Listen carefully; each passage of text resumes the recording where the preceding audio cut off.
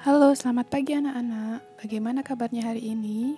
Semoga anak-anak dalam keadaan sehat dan siap menerima pembelajaran hari ini. Di materi hari ini, kita akan belajar kerjasama Indonesia dengan negara-negara ASEAN di bidang ekonomi. Ayo kita mulai pembelajarannya.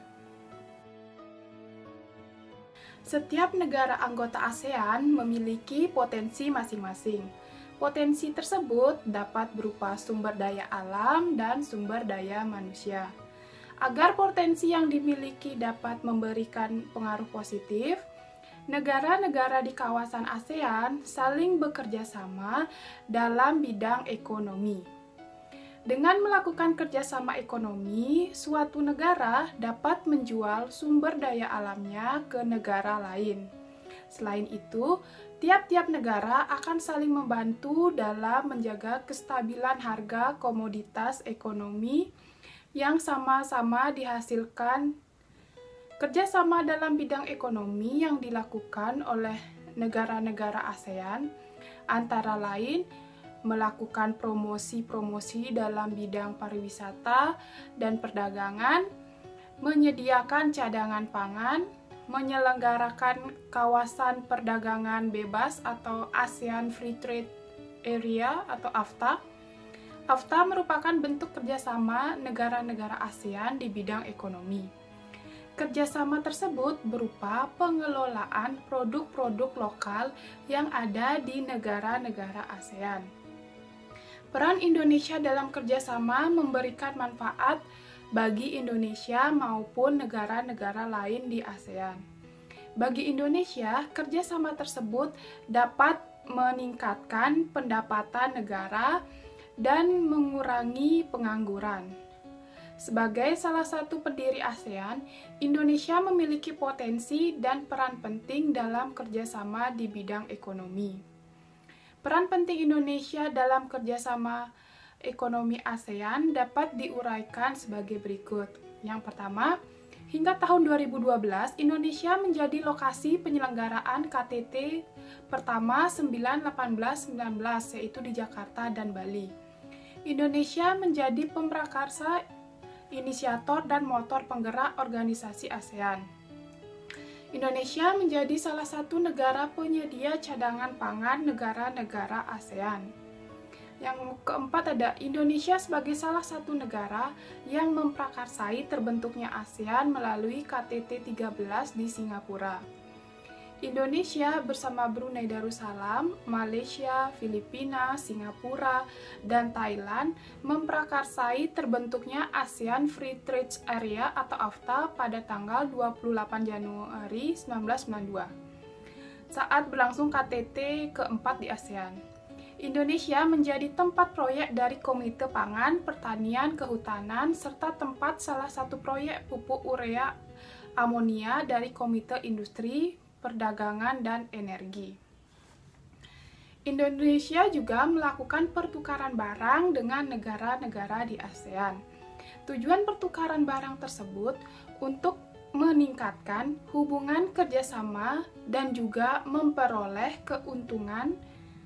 Bentuk pertukaran barang antara Indonesia dengan negara-negara di ASEAN antara lain yang pertama itu ada pertukaran sandang. Indonesia memiliki beragam kebudayaan yang sudah terkenal hingga ke mancanegara. Salah satunya adalah batik. Indonesia menjual batik buatan pengrajin Indonesia ke negara-negara di ASEAN. Selain itu, Indonesia juga mengekspor kain bol dan kapas yang merupakan bahan baku pembuatan pakaian. Indonesia mengimpor mesin-mesin pembuat pakaian berskala besar dari Singapura. Indonesia juga mengimpor benang sintetis dari Malaysia. Yang kedua ada pertukaran pangan. Hasil pangan Indonesia seperti tepung tapioka, lada, kina diekspor ke Singapura. Sementara itu, kopi dan sayuran diekspor ke Malaysia.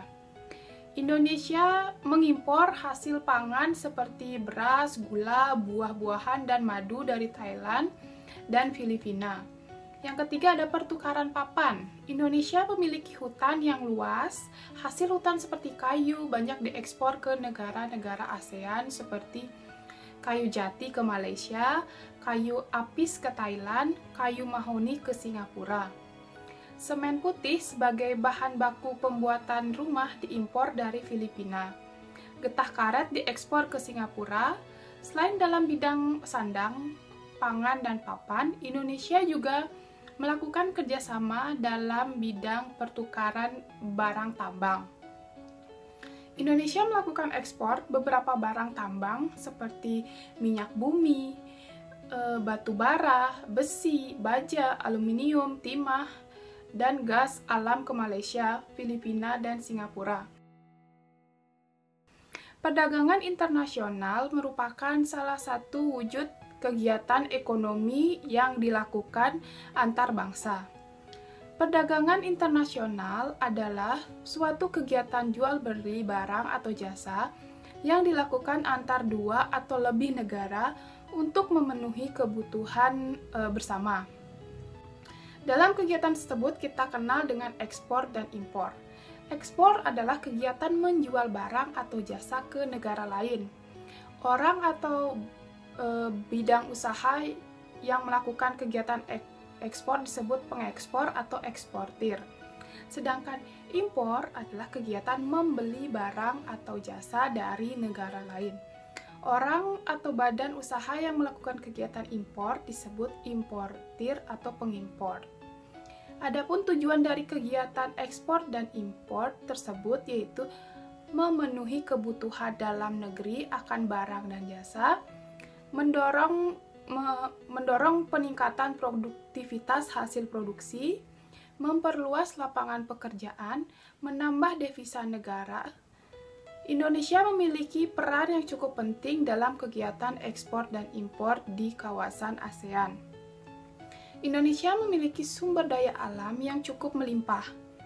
Kekayaan inilah yang dimanfaatkan oleh bangsa Indonesia dalam melakukan kegiatan ekonomi, baik dari sektor pertanian dan perkebunan, kehutanan, peternakan, perikanan, pertambangan, dan industri. Indonesia termasuk negara pengekspor barang ke negara lain. Indonesia juga banyak mengimpor barang dari negara lain. Ada beragam barang atau komoditas ekspor Indonesia. Berikut jenis-jenis barang, dagangan, atau komoditas yang diekspor oleh Indonesia. Yang pertama, ada hasil industri seperti semen, tekstil, dan kain batik. Hasil pertanian dan perkebunan seperti kacang, kedelai, coklat, jagung, lada, kelapa sawit, kopi, karet, teh. Hasil hutannya kayu, rotan, dan damar. Hasil peternakan dan perikanan seperti daging, kemasan, udang, ikan laut. Hasil pertambangan seperti migas, minyak bumi, dan gas alam, dan non-migas yaitu batu bara, logam emas, perak, besi, timah, dan nikel. Selain ekspor, barang atau komoditas yang diimpor oleh Indonesia cukup beragam. Berikut beberapa barang yang diimpor Indonesia dari luar negeri. Yang pertama itu ada barang olahan migas seperti bensin, solar, kerosin, dan aftur. Barang konsumsi seperti makanan dan minuman yang diawetkan, daging, susu, buah-buahan. Barang industri seperti mesin pembangkit tenaga listrik, alat telekomunikasi, alat transportasi, dan mesin industri. Bahan baku seperti bahan baku industri, pangan, dan minuman. Suku cadang mesin dan bahan kimia untuk keperluan bahan industri lainnya. Ada jasa, biasanya dari negara-negara maju seperti tenaga ahli. Upaya pemerintah meningkatkan kualitas tenaga kerja Indonesia. MEA atau Masyarakat Ekonomi ASEAN atau AEC, Asian Economic Community, mengintegrasikan ekonomi ASEAN dengan cara membentuk sistem perdagangan bebas atau free trade antara negara-negara anggota ASEAN. MEA bertujuan untuk meningkatkan daya saing kawasan, mendorong pertumbuhan ekonomi, menekan angka kemiskinan, dan untuk meningkatkan meningkatkan standar hidup masyarakat ASEAN. Salah satu kebijakan MEA adalah adanya pengakuan mengenai mutu pendidikan dan pengalaman yang dimiliki oleh tenaga kerja negara anggota ASEAN. Kebijakan ini memberikan kemudahan kepada calon tenaga kerja untuk memperoleh lapangan pekerjaan sebanyak-banyaknya. Indonesia merupakan salah satu anggota ASEAN dengan jumlah penduduk terbanyak. Hal ini menyebabkan Indonesia memiliki calon tenaga kerja yang melimpah. Agar tenaga kerja Indonesia mampu bersaing dengan tenaga kerja negara lain, pemerintah melakukan beberapa upaya sebagai berikut. Yang pertama, meningkatkan kualitas pendidikan dengan penerapan kewajiban jenjang pendidikan seperti penerapan wajib belajar 12 tahun. Selain itu, pemerintah juga memberikan sarana pendidikan yang memadai. Yang kedua, memberikan pelatihan, lokakarya, dan pelatihan kepada calon tenaga kerja.